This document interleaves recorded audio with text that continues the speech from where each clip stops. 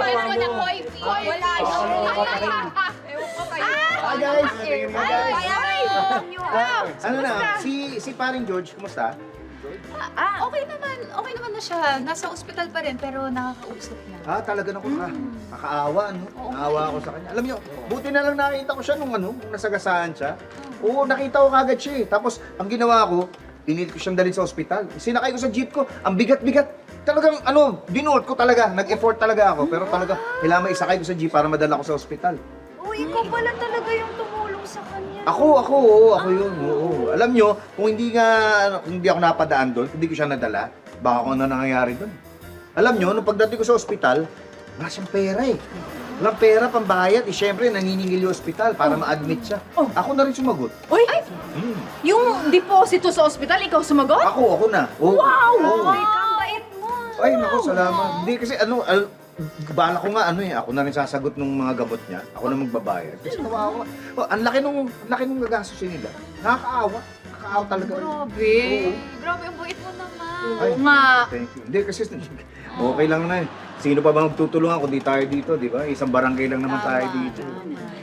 Alam niyo, iniisip ko rin yung niya, yung pamilya niya. Di ba? Parang kailangan din ng pera. So, parang naisip ko, tumulong na rin kasi si paring George, nasa ospital, di ba? Walang kikitain yun, di makakapagtrabaho, kawawa naman yung pamilya. Ang galing mo talaga dyan. Kasi ikaw talaga yung tumulong eh, no? Hindi, kawawa yung pamilya eh. Pero alam mo, okay lang. Sa sacrifice na lang ako. Dodoble kayod na lang ako. Double time na lang ako sa trabaho. Overtime ako para makatulong ako sa kanya. Kawawa. Di, Alam mo, nakakabilib ka na. Ay, Sobra. Nabibilib na kami yes. sa'yo. Wala yun, hindi. Sus, ganun talaga. Grabe, Lodi. Hindi, sino pa ba magtutulungan, di ba? Tayo rin. Pero sana, request ko lang guys, baka pwede huwag nyo na ipagkalat. Oo, kasi ayoko na sana ikwento to. Kaya, ayoko nung may mga sasabi mga tao. Sabihin nagmamagaling ako. Pero, syempre, gusto ko lang tumulong talaga eh. Kawawa yung tao, kawawa yung family. Oh. Bakit kinekwento mo sa amin? Oo, parang dati nagyayabang ka eh. Pwede namang hindi na ikwento eh. Talagang kwento niya pa eh. Mismo. Hindi naman pagyayabang yun.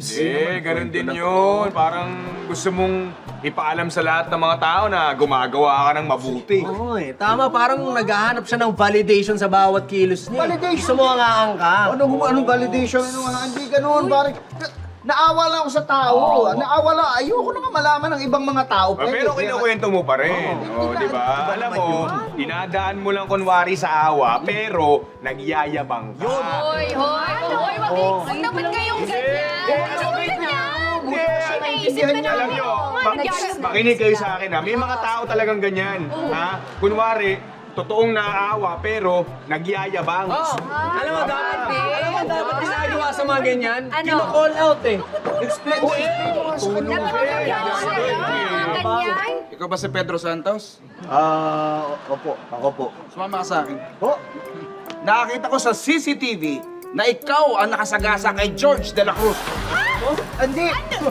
Guys, sandali. Explain. Sa presinto ka na lang magpaliwanag. Lang yaka, ikaw pala nakabangga kay George. Kaya ako ikaw tumutulong, pinagyayabang mo pa Hindi, eh. sandali. Makinig kayo. Nagmamadali ako eh. Kaya ako siya nabangga. Kaya ako nagmamadali. May mangungutang sa akin na kumpare ko. Kawawa naman. Magyayabang ka na naman. Ayan na naman. Mga pulis, damputin mo na yun. Alam niyo, buti na lang ha. Isa akong magaling na pulis kaya nagawa akong trabaho mo. Ha? Kasi kung hindi ko pa ginawa itong trabaho ko, hindi ko ito mahuhuli. Alam mo, tama ka na din. Ha? Isa ka pa. Magyayabang ka lang. Oo nga, nagyayabang pa rin. Walang wala kayo. Mayayabang. Mayayabang! Tanda na eh. Magyabang kayo. Kaya alis na, dalawa. Puro kayabangan. Hindi mo kayo bumili dito. What if iwasan mong magsungit at enjoyin muna ang summer heat? Good vibes ay lalapit, hindi ka papapangit. Okay ba? Gina!